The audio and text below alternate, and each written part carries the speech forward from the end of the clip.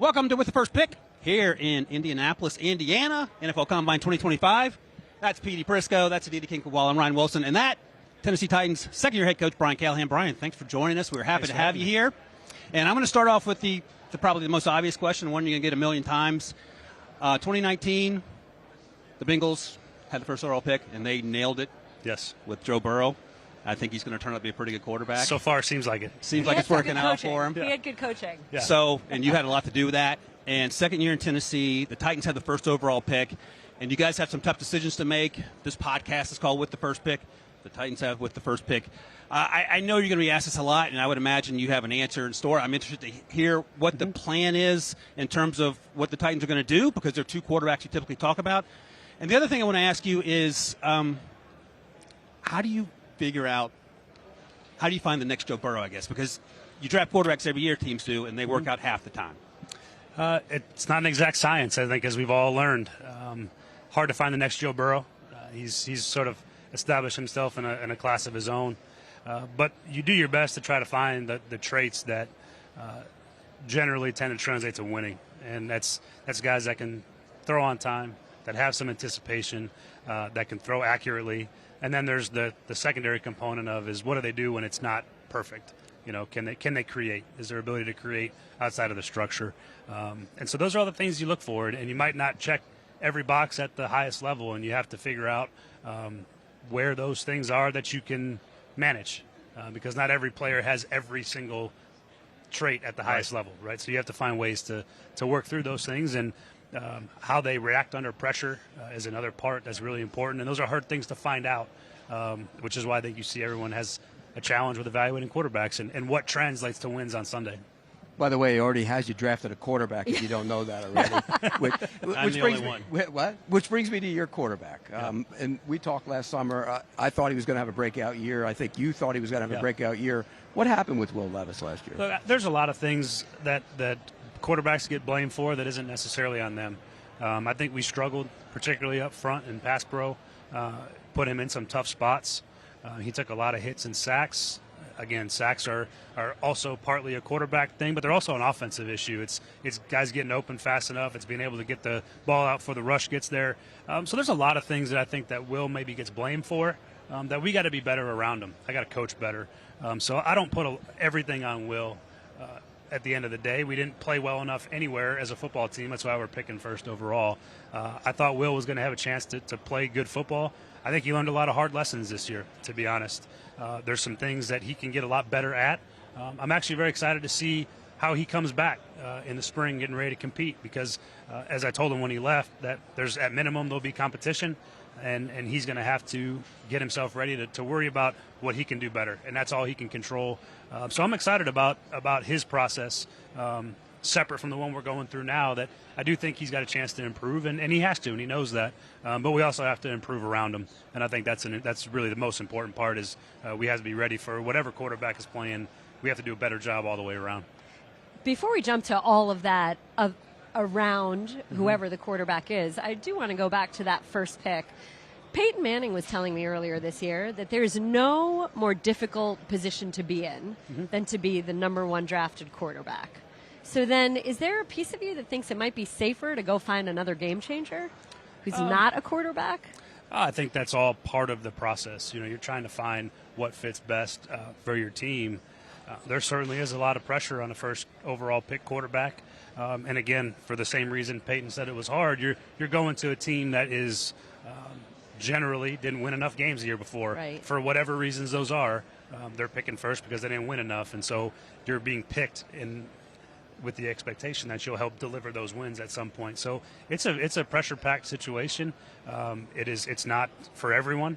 It's hard, but if you find the right one, it can change the course of your franchise. And so you got to weigh all of those things in the equation when you're looking for who's going to play quarterback. So one of the things that one of the storylines this draft cycle is Shedeur Sanders playing for his dad the entirety of his life. What's that going to look like when he's no longer playing for Coach Prime? And it made me think of you in a sense, because your dad joins you in Tennessee. And I wonder how much of that is good, how much of that is bad. Does he treat you differently than he might treat another coach that he's working for? Or what's that relationship like? No, we operate as a head coach and the offensive line coach for when it's appropriate, and then there's times when he's able to be dad and be able to offer advice. But he also is a former head coach, and so there's things that he can help me with. We've done a really good job of navigating that. I wouldn't worry about that for a guy like Shedeur. I think he's mature. I think he's got the right makeup. You can tell he's been raised right, and I don't think his dad being involved in his career all of a sudden with him, I don't think that's a factor in my mind. And maybe for some people it is, but you can tell he's ready for the next step. But he's also been given a lot of tools from a guy that knows a lot about football, and I think that's always going to be a benefit than it is more so than it would be a hindrance. You know, we always hear at this time of the year when somebody has the number one pick, we're open for business. Yeah. And by that, you throw it out there. Anybody want to try and make an offer to go up? Are you guys open for business? And if so, what would you try to get out of that? How far down would you go, that type of situation? That's probably a better question for Mike Borgonzi than it is for me. But I do think all options are on the table. You know, we're looking at all the potential for how you best build your football team. So, yeah, I think you can ask Mike more details about that when you get a chance. But I would certainly say that we're not locked into anything at the moment. And we're always going to do our due diligence on whatever options present themselves. So you can take that. This year, and your guys obviously fought. Your players played hard. But there were, quite frankly, quite a few holes. Yeah. So when you assess all that you need to do to really shore up this roster, what are kind of the points of emphasis? I think you're always looking to add players in the trenches, you know, whether it be pass protection, pass rush, and that can come in a lot of different ways, but you're always starting there is how do you best improve those areas. And we got to be better in pass pro. We got to be better at sacking the quarterback. Those two things sort of go hand in hand. And so I would always start there. But we have a lot of work to do. You know, there's things that we got to get accomplished from a roster building standpoint that you may not get to check every single spot over the course of an acquisition cycle. And so we got to find as many of those options as we can and continue to keep building the football team. So a lot of work ahead. And again, always going to try to focus on the interior of the football team first and sort of work your way out from there. Thanks to Brian Callahan, Tennessee Titans coach, for joining us here. I appreciate your time, Brian. Great luck this week and great luck throughout the draft process. Thanks for having me. Absolutely. Appreciate it.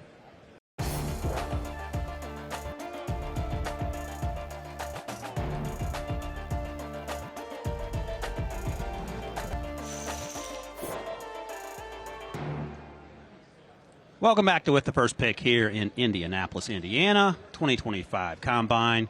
We're now joined by Mike Renner. That, of course, is Pete Prisco. Been here for Pete. I always like to ask you when we start these things, what's your first memory of your Combine 30-plus years ago? Being over in the hotel right down the block over here, the Holiday Inn, and the interviews were done in the lobby, and you'd request a player, and they'd come down, and there'd be about 4 guys around. How many cameras? 1 or 2, maybe. Right. A little different now. There was actually an agent fight in the lobby between 2 agents. It was funny. Good times. Yeah. Yeah. I mean, they had fist fights. It came to fisticuffs because one agent was accusing the other one of stealing a client. How times have changed. And now here we are. Beautiful set here at the Convention Center. All right, let's start this thing, guys. We heard from Brian Callahan last segment. And, Michael, I'll start with you because last year, no Jaden Daniels, no Caleb Williams, no Drake May in terms of the workouts. Shedeur Sanders isn't going to work out. I don't know yet if we've heard from Cam, but it feels like it's a reverse arms race between Cam and Shedeur as the only 2 quarterbacks not to work out. How do you feel about that in terms of evaluating these guys after everything we saw in the fall? It really doesn't matter that much to me. It didn't matter that much to me last year. You saw how well those guys did their rookie seasons. It doesn't matter that much to me. Now, I can see it mattering to NFL evaluators where those guys last year had solid high grades from pretty much across the board. You wouldn't talk to a lot of teams, talk to a lot of people who weren't like, yeah, this guy in a vacuum could have been the number 1 overall pick if the other guys didn't exist, right? That's not the case with Shedeur Sanders. I think the grades on him are nowhere near the grades that we saw a year ago. And so from that perspective, if you're an NFL evaluator and you're like, you need to compete at some point. You need to show that you're different from the rest of these guys if you really want to be drafted at a spot that's different from the rest of these guys. So I think that's the biggest thing is that he could have helped himself out if he put on a show, but it is a combine. It's guys you're unfamiliar with. More often than not, it's hard to look really good in this setting, whereas at your pro day, much easier. So, Pete, let me ask you, because Bryce 2 years ago, Bryce Young chose not to work out. We asked him right here on the set, why not? He said, I'll save it for my pro day. And the other cynical answer might be, I don't want to be standing next to Will Levis throwing lasers, and that's also part of the process. Do you care or not? No, not one bit. Okay. Doesn't matter at all. And I know I used to have this argument with Rick Spielman all the time. Yeah. Go compete, go compete, go compete. Look, I don't blame him at all. I think what you do is you go to your pro day where you're comfortable and throw at your pro day. Now, having said that, what is he hiding? That's the other part of the equation. If I was asking, if I had Shedeur Sanders in the room and I was, what are you hiding? Why aren't you working out here? Because I'd be concerned about it. Are you hiding your arm? Are you concerned about your arm strength? Why aren't you working out here? I'd ask the question. Would it bother me? No. I do think, though, if you're stacking up pretty much all the top 5 to 6, maybe even go a little deeper, he has the weakest arm of the bunch. And so if you're going back-to-back, him, then Tyler Shuck, him, then Kyle McCord, him, then Jackson Dart, he's always going to look weaker than the other guys, and that's not obviously an optic that you want out there. I appreciate the Kyle McCord love. I'm not willing to go that far on. You stole that from me, by the way. Pete's trying to get ahead of the Kyle McCord You train. like Kyle McCord? I like Kyle McCord. But I think Shedeur is a pretty good deep ball thrower. I know Mike feels a little differently. Where are you on his arm strength and his ability to push the ball down the field? Yeah, look, he can push the ball down the field, but it's not a great arm. Is it better than Joe Burrow's arm coming out? Because I think no, and I hate those comparisons. Please No, I don't just mean use the arm those. I strength. know, but a lot of people have used that comparison, and it's a terrible comparison. Don't do that to Joe Burrow. Joe Burrow It's an athletically insult. wasn't Justin Herbert. My point is that athletically, Shedeur is not Cam Ward in this draft class. No, but by the way, Joe Burrow is a great navigator of the pocket, which I don't know if Shedeur Sanders is. That's not the question I asked you. No, but no, his arm isn't as good as Joe Burrow's, and I think his arm is a question. Okay, fair enough. But can he throw the ball down the field? Yeah. Is his arm good enough to make all the throws in the NFL? Yes. Well, let me ask Mike. What concerns you about his arm in terms of the offense he might not work well in? Drive throws. I think driving the ball over the middle of the football field, a lot of times he's good on the go routes on the outside, but really having to drive in a post between coverage, just like he shied away from those throws. He was turned down opportunities up the seams because he just didn't have the hose to get it there. Can he throw the honey hole shot? That's the one. He can. Can he? I think so, yeah. I mean, that's a tough throw. The next That's a level, tough- the windows get much smaller. I understand all that. And I think the bigger issue, and you guys can disagree or not, is that, and Cam has this issue, and Caleb has this issue last year, they play too much hero ball, and when you're not playing on time, you get your butt kicked at the next level. You mean the whirling dervish take a sack 20 yards down the field ball? Right. Yeah, it's a bad the final habit. month of the season, I thought Caleb got a lot better, but that's what you have to coach It's out a bad habit. It's a really bad habit. They're the only show in town in college, and I get it, but you're right. You have to be able to change that. Pete, I'll come to you because you have some familiarity with this. Ashton Genty's not working out, and as you're shorter than me by a couple inches. Ashton Genty might be 5'6".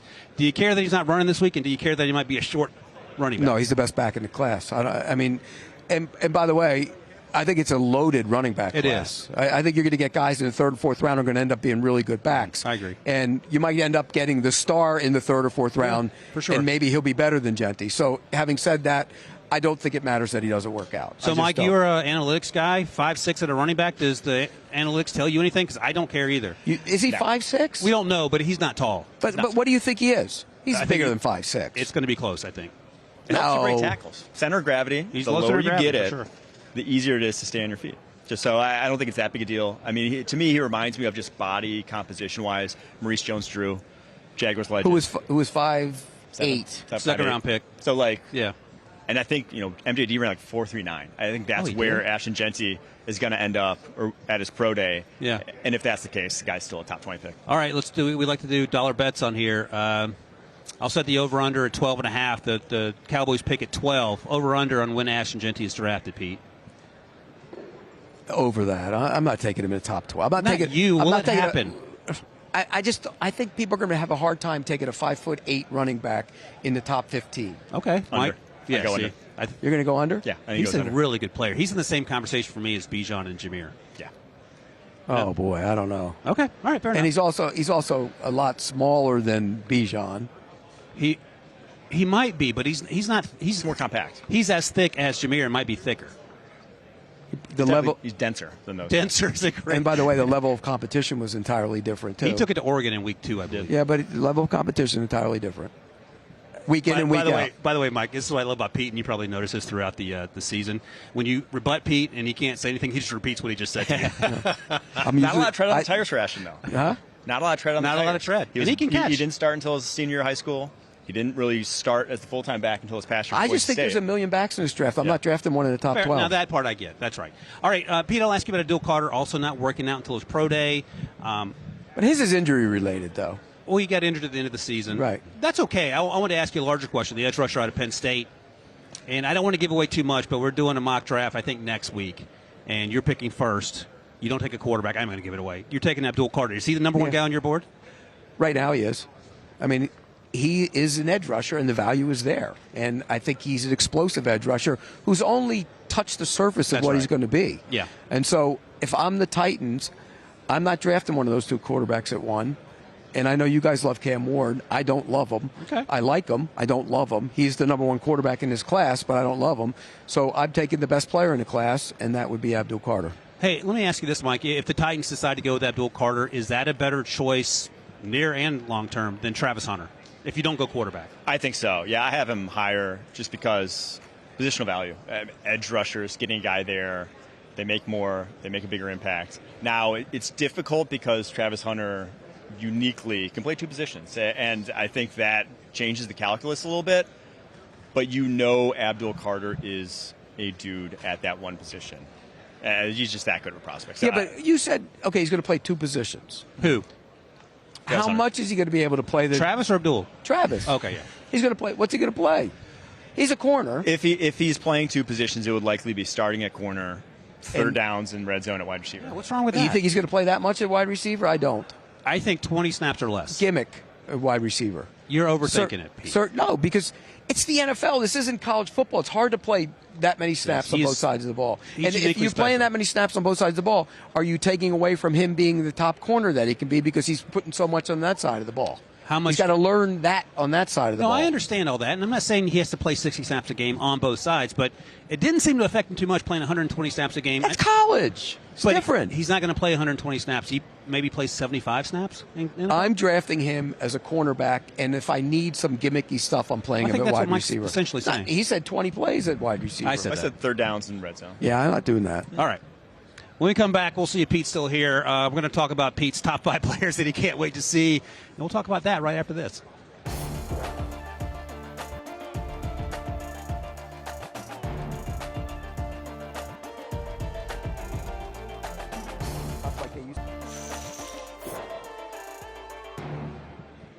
Welcome back to With the First Pick at the 2025 NFL Combine here in Indianapolis. Mike Renner, Pete Prisco, Ryan Wilson. Great news, Mike. I forgot to ask you this when you joined us because this is the question that I always ask. How many days to the 2025 NFL Draft? I like to spring it on. He's a smart math guy. Like 68?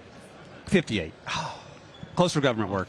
Get that here sooner rather than later. You have a lot of work to do, Pete. Yeah, sooner rather than later. All right, let's talk about some of these guys, Pete, that you've studied thus far. Prospects that can help their stock this week.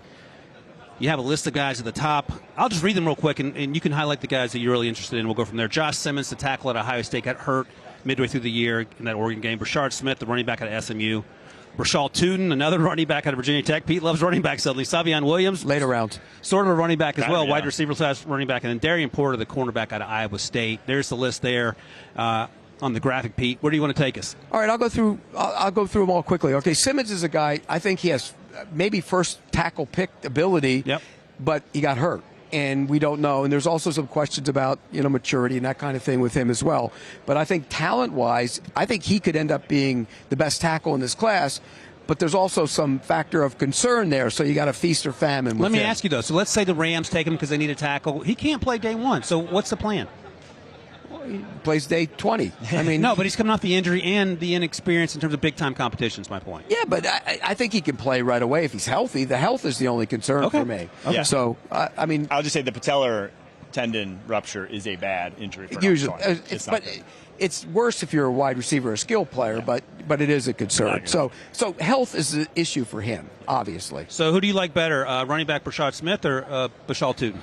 I think Tootin's more of a pure running back. Yeah. I think Smith is the air back. I think you're going to get what you're going to get with Smith. You're going to get Tracy from the Giants. Tyrone. I think that's what you get from Smith. Home run ability, can catch the ball out of the backfield. They use him a bunch of different ways. I think Tootin's tough, physical, hard-nosed, and he has speed.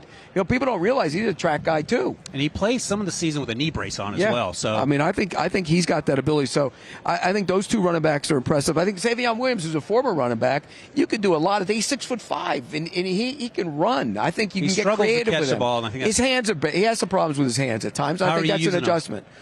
A bunch of joker. Okay. He's the joker. Okay. I want to use him as my joker. And then Porter.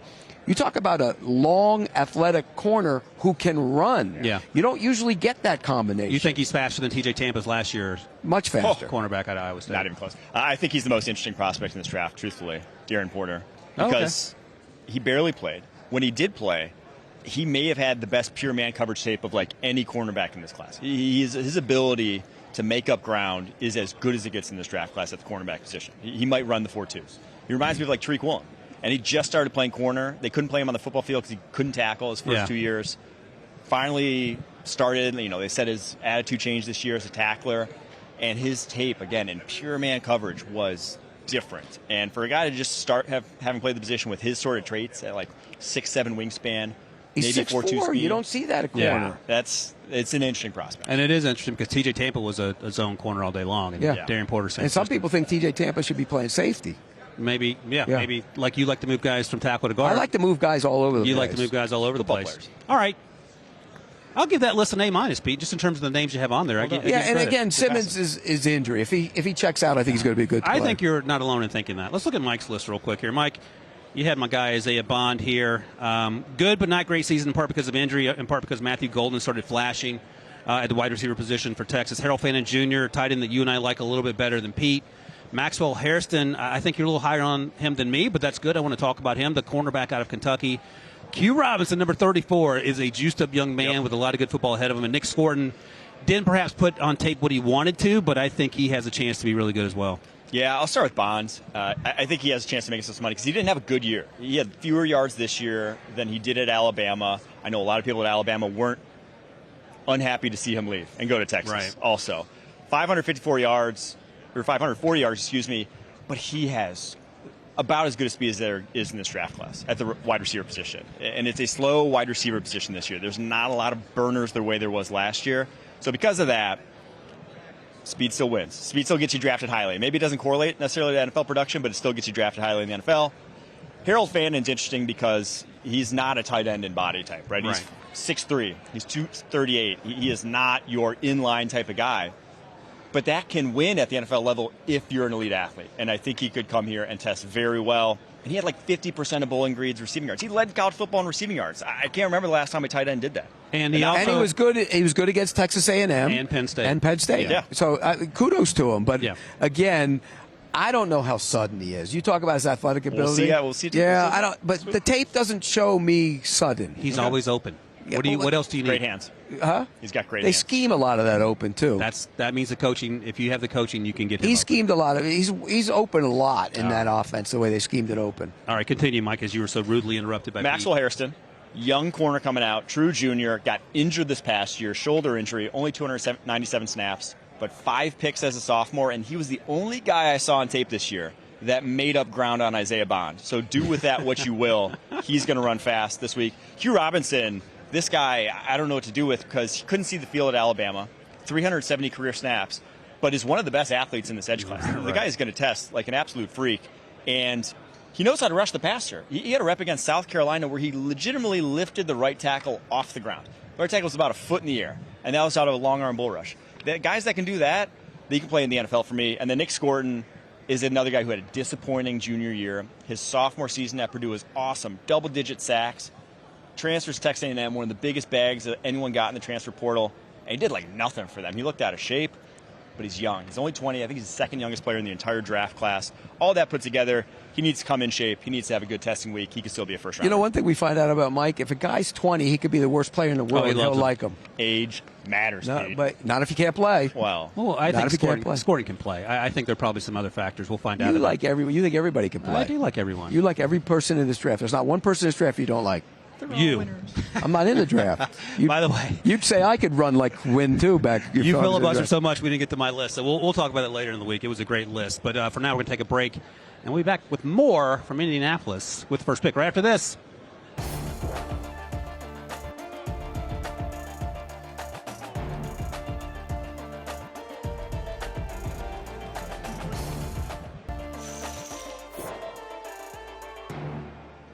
Welcome back to With First Pick here in Indianapolis, 2025 NFL Combine. Jonathan Jones, Pete Prisco, I'm Ryan Wilson. We're going to be joined very shortly by Andy Reid, so I'm excited about that. Pete, what's your second best memory of the Combine? Second best memory of the Combine? What do you think stuck out to you? I'm trying to think. I gave you two good ones. You did give me two good ones. I gave you two good ones. What about you, JJ? What are you looking forward to? I am looking forward to speaking with the Kansas City Chiefs head coach. There we go. Perfect. Andy Reid. Thank you, Coach Reid, for joining us. Great to be here.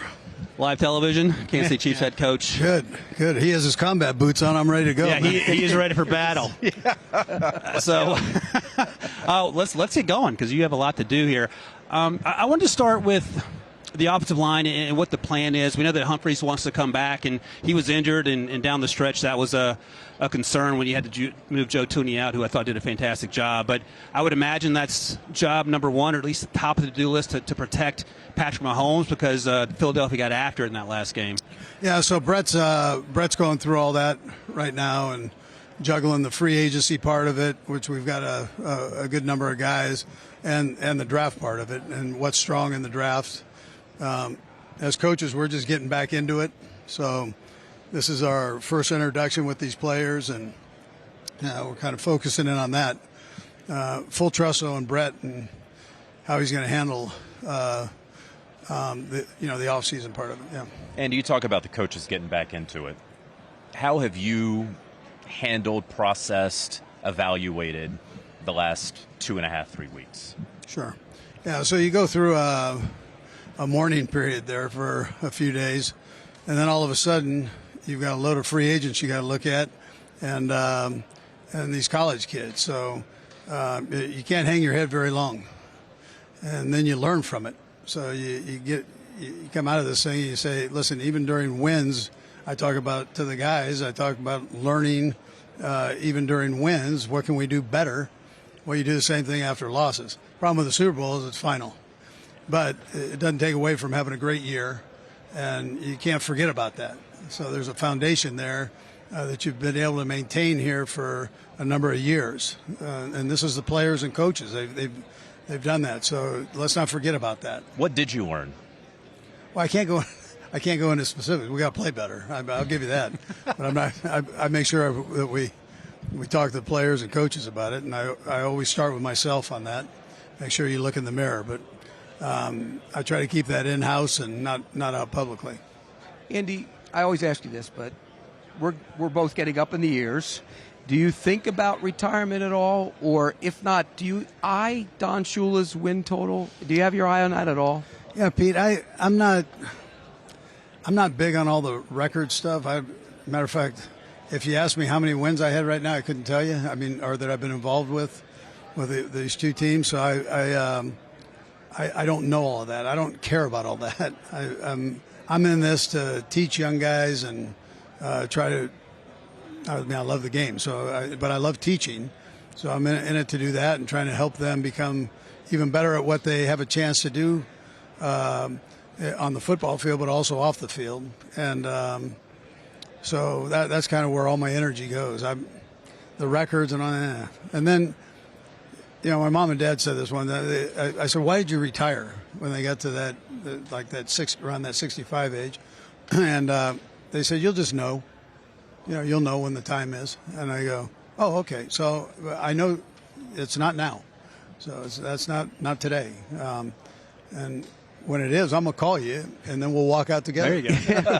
I got some years left in me. I think. You're looking good. Man. Well, one guy who could be considering retirement, your tight end, Travis Kelce. Have you imparted that wisdom, that sort of advice to him as he considers his future? Yeah, so with the players, I told, and coaches, I told them, write down your thoughts, your immediate thoughts, and then put them in a box for a few weeks here and step back while you have a calm mind, and then we'll talk about all that stuff. So with Trav, get out of town, relax, take a deep breath, and there's time for all that. You know, whatever direction he wants to go there, we'll be okay.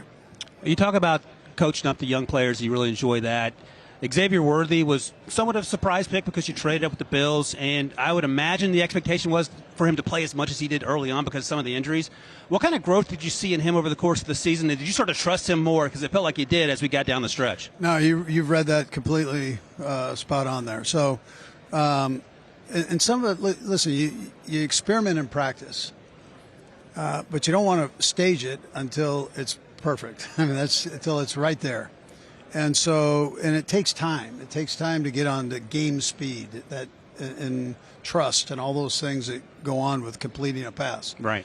And then being able to do the whole repertoire of things. I wasn't sure coming out. I mean, we hadn't seen that. But as we started going on, I'm going, this guy, he loves doing every route, and he's willing to go across the middle, 100 miles an hour.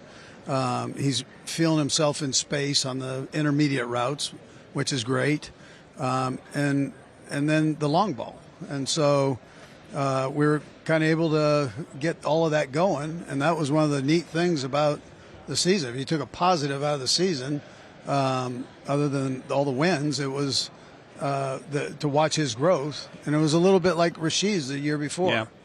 And then you have a chance to get Rashid back, and you add those two and whatever else Brett does there, and you've got kind of a nice duo for sure that you can be productive with. Is there anything that you? I'm sorry, Pete. Is there anything? I know it was the finality of the Super Bowl and not the way that you all wanted, but you mentioned how many wins and all the fantastic accolades you guys got in the regular season and into the postseason. Is there anything different that you want to see from Patrick this offseason and the sort of fuel that certainly a self-motivator like himself is going to use from this game? Yeah, I would say yes, but I'd tell you that about everybody, including myself. But yes, there's always going to be things as a coach. Your job as a coach and as a teacher is to try to find one more thing to make him even greater than they already are. And in his case, he's arguably the greatest in the game. And so what can we do to help him even become better than what he is? And that's, that's what we'll continue to do throughout the offseason and through training camp. Andy, it almost got to the point where I don't know if you guys felt this, but Chiefs fatigue is out there around the league. As a coach, do you use that as a rallying cry of sorts and say, look, it's us against them. People don't like us. We've been around this a long time. Sure. We've won titles. Do you use that as motivation? Yeah, well, I don't have to because you guys all say it, and so the guys hear it. My thing with it is when you're good, and you're good consistently over a number of years, you're going to have about 50% of the people that like you and about 50% of them that can't stand you. That's just that's human nature. And because you've beat their favorite teams, beat them up. So now it's anyways, I don't use all that, but I know it's out there and I know why it's out there. I get it. But our job is to forget about all that and to try to get better at what we're doing, and that's a full-time job. So, and I'm talking about being able to drive block, pass block, cover people, throw the ball better, or to route running, all that stuff. That's our job, and that's a player's job, is to get better at their individual positions. And if you keep that focus, keep it simple. I'm probably talking like an offensive lineman, but if you can keep it that simple, then you're going to be okay and not worry about all the other garbage. Coach Andy Reid, thank you for your time. And I think I can confirm neither Andy nor Pete are retiring anytime soon. Nope. All right. We'll be back right after this with the first pick.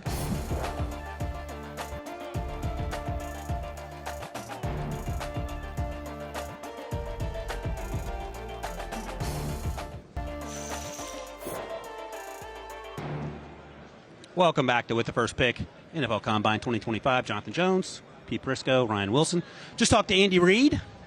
Thought he's pretty good. He's not retiring, Pete. How do you feel about that? Neither am I. That might not be your choice. I didn't want to say anything.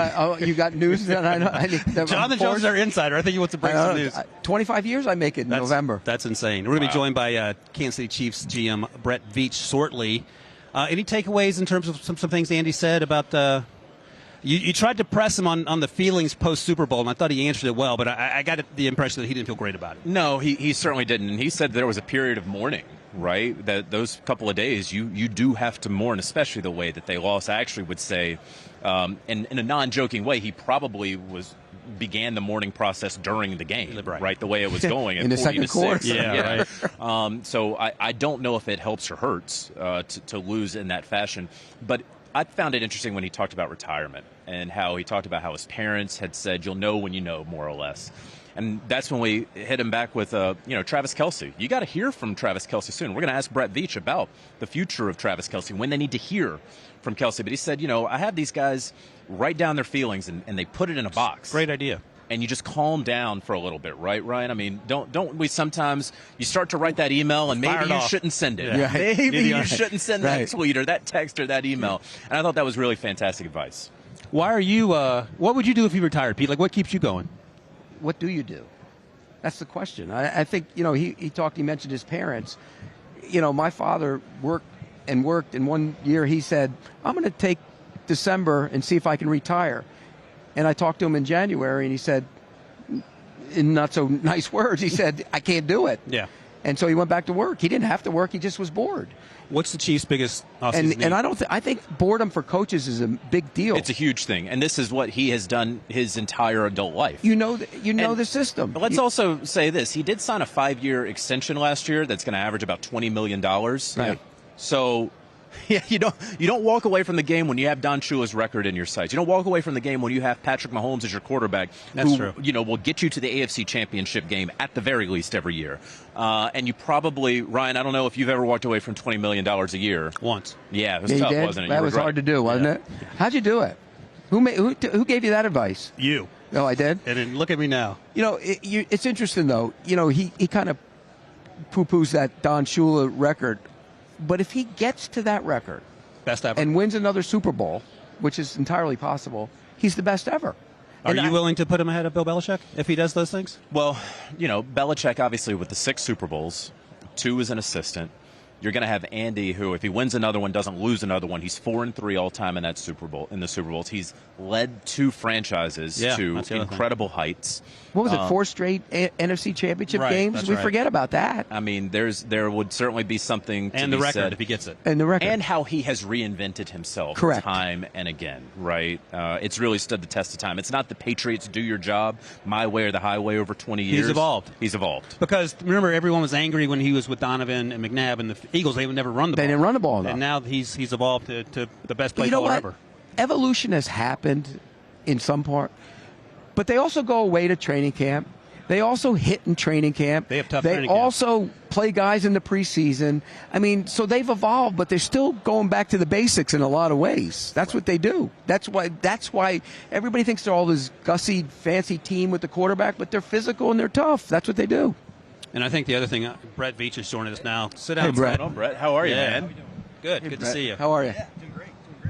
Sorry we're being rude and didn't stand up. Probably should have stood up to shake your hand. That's okay. When you get your tails kicked in the Super Bowl, you can sit. Now, had we won the Super Bowl, we had to get I up. would have expected you guys to stand. But when were you able to make that joke, Brett? I can't imagine it was the day after the Super Bowl. I need like 3 days, and then I'm good. That's good. Okay. 3 days I didn't talk to anybody. I put my phone on silence. But, you got to move on. And the one thing, being on the other side of it, when you win a Super Bowl, you think it lasts forever in regards to the feeling, but once you get to training camp, like no one remembers anymore, and you got to perform week in and week out, and so now we're on that other end of it, and so I want to move on sooner than later, and so there was 3 or 4 days where I didn't talk to anybody, but excited to be back here, and I think anything great in life you learn from losing, so hopefully this will be another part in that process. What'd you learn? We just had Andy Reid up here talking about that. I think that is a nice thing to say, right? I learned from the loss. What did you learn? Well, I mean, to consistently play and be the team we want to be. I mean, we always got to put our quarterback in the best position, and so I would say that maybe in many ways it just kind of hammered down the things maybe we already knew and put a little bit more urgency and intensity on that. And I think every offseason that we've been here, we've always invested in the offensive line, defensive line, and this will be no different this offseason. We'll have some challenges to work, and always want to make sure that we're protecting our quarterback and giving him weapons to work with. And to do that at the highest level possible is a task that we have every offseason. Yeah, you're reading my script because I asked Andy this question. He said it was a question for you, and basically it was the offensive line feels like there have some issues that need to be addressed on the left side. You've tried to draft. I know Wanya Morris was hurt last year. Kingsley was a young player. And I just go back to the draft class, the Trent McDuffie draft class. Every single pick was a home run. Does this one start with the offensive line, or is that an issue where free agency, you have to do the math as we get through this process here? Yeah, I mean, every offseason has its unique challenges, and it'll be interesting because I don't know if the numbers are there in the draft as they were last year. It seems like this is a really defensive sided draft. I mean, there are a lot of numbers on the defensive line, defensive tackle, defensive end. I think the corner class is good. I think the linebacker is kind of where it is, maybe a tick higher. On the offensive side, I think the numbers are lower. So I think this will require maybe a little bit more creativity than years past to find a solution. But I mean, that's obviously why we're here on both ends, on the pro side and meeting with our agents, and then on the college side. I mean, we do have a smaller number of tackles right now in that higher first round category, but every year there's always a pack of players that move themselves up into that discussion. Right. And so that too is also part of the process. You have two free agents that seem like priority on one side of the ball: Trey Smith, a guard, and Nick Bolton, a linebacker. Their franchise tag numbers are kind of high and skewed because of the way they kind of gauge that. Does that make it really tough on you to maybe do something with them?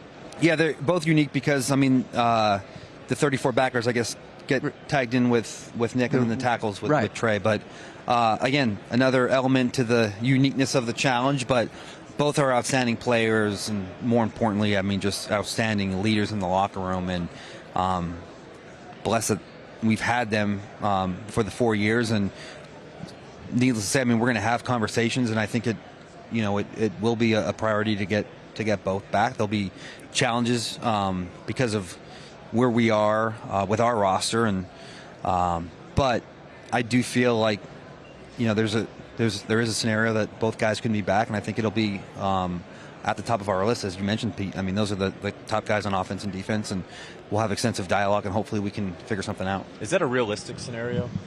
Like, truth be told, I think it's in play. I mean, I don't know if anything is. I mean, every time you have an offseason plan, I don't know if anybody's offseason plan is ultimately like, unless you have one guy that you want.